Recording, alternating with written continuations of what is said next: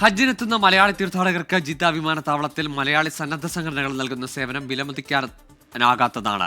നൂറുകണക്കിന് പ്രവർത്തകരാണ് ഓരോ ദിവസവും സേവനത്തിനെത്തുന്നത്. ജിദ്ദ KMCCക്ക് കീഴിൽ വനിതകൾ ഉൾപ്പെടെയുള്ള പ്രവർത്തകർ സേവനം ചെയ്യുന്നുണ്ട്.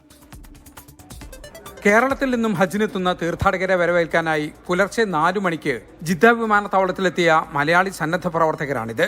ജിദ്ദ KMCCയുടെ പ്രവർത്തകർ ചായയും കാരക്കയും മറ്റും നൽകി ഇവർ തീർത്ഥാടകരെ സ്വീകരിക്കുന്നു. KMCCക്ക് പുറമെ OICC, നവോദയ തുടങ്ങി പല സംഘടനകളുടെയും പ്രവർത്തകർ ഹാജിമാരെ വരവേൽക്കാനായി വിമാനത്താവളത്തിലെത്തുന്നുണ്ട്. തീർത്ഥാടകരെ സംബന്ധിച്ചിടത്തോളം ഏറെ ആശ്വാസമാണ് ഇവരുടെ സേവനം. ജിദ്ദയിൽ വന്നിറങ്ങിയപ്പോൾ KMCCന്റെ പ്രവർത്തനം എടുത്തു പറയാതിരിക്കാൻ വയ്യ. കാരണം വന്നിറങ്ങിയപ്പോൾ തന്നെ ചായയും അതുപോലെ തന്നെ സിം അടക്കമുള്ള എല്ലാ സഹായ സഹകരണങ്ങളും KMCCയാണ് ചെയ്തു തന്നത്. അതിനൊരിക്കലും അവരോട് നമ്മൾ എത്ര നന്ദി പറഞ്ഞാലും തീരൂല എന്നുള്ളൊരു അഭിപ്രായമുണ്ട്. ഈ ദിവസം വരെയും ഇനി അങ്ങോട്ടുള്ള എല്ലാ ദിവസങ്ങളിലും, അതുപോലെ അവസാനത്തെ ഹാജി തിരിച്ചു പോകുന്നത് വരെയുള്ള എല്ലാ ദിവസങ്ങളിലും KMCCയുടെ സന്നദ്ധരായ പ്രവർത്തകന്മാർ ഏകദേശം 10-30ഓളം വളണ്ടിയർമാർ എല്ലാ ദിവസവും എല്ലാ സമയങ്ങളിലും ഇവിടെ സന്നിധരായിട്ടുണ്ടാകുന്നതാണ്. വനിതകൾ ഉൾപ്പെടെ നൂറുകണക്കിന് പ്രവർത്തകരാണ് ഓരോ ദിവസവും ജിദ്ദ വിമാനത്താവളത്തിലെത്തുന്നത്.